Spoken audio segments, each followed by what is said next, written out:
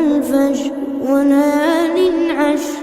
والشفع والوتر والليل إذا يسر هل في ذلك قسم لذي حجر ألم تر كيف فعل ربك بعاد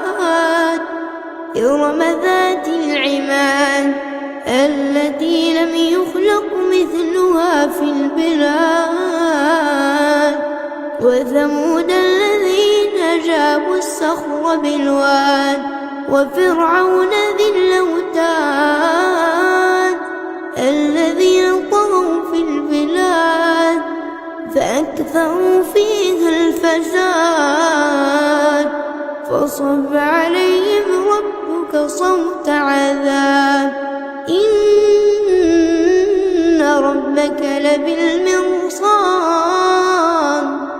فأما الإنسان إذا ما ابتلاه ربه فأكرمه ونعمه فيقول ربي أكرمن وأما إذا ما ابتلاه فقدر عليه رزقه فيقول ربي أهانن